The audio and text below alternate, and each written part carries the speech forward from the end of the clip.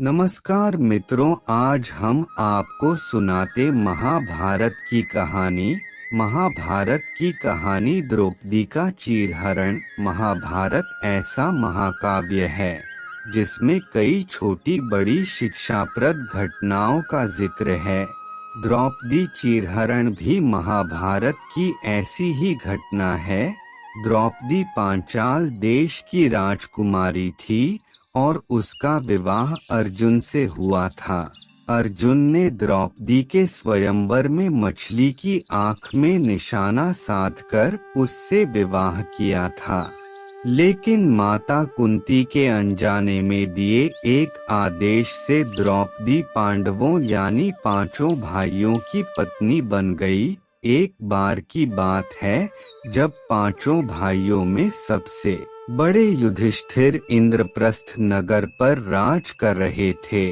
उस समय हस्तिनापुर का राजकुमार दुर्योधन था और पांचों पांडव उसके चचेरे भाई थे। दुर्योधन कौरवों में सबसे बड़ा था और अपने चचेरे भाइयों यानी पांडवों से जलता था। दुर्योधन सबसे ज्यादा अपने चालाक मामा शकुनी को मानता था। शकुनी ने दुर्योधन को सलाह दी कि वो पांडवों को जुआ खेलने के लिए आमंत्रित करे। पांडवों ने अपने भाई दुर्योधन का निमंत्रण स्वीकार कर लिया। उस सभा में भरत वंश के शासक धृतराष्ट्र, भीष्म पितामह, द्रोणाचार्य और महात्मा विदुर जैसे महान लोग भी उपस्थित थे। शकुनी मामा ने छल कपट से पांडवों को हराना शुरू किया। इस खेल में पांडव अपना राज्य हार गए।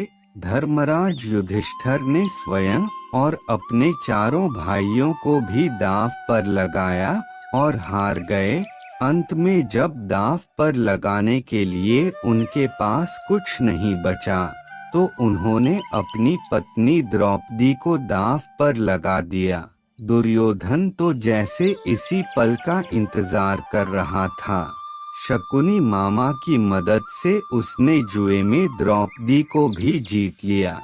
द्रौपदी को जीतने के बाद दुर्योधन ने अपने भाई दुशासन को आदेश दिया कि वो द्रौपदी को भरी सभा में बाल पकड़कर और घसीटते हुए लेकर आए।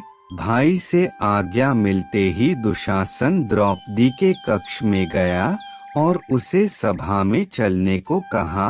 रानी द्रौपदी बहुत ही स्वाभिमानी और पतिव्रता स्त्री थीं, इसलिए उन्होंने दुशासन के साथ चलने से मना कर दिया।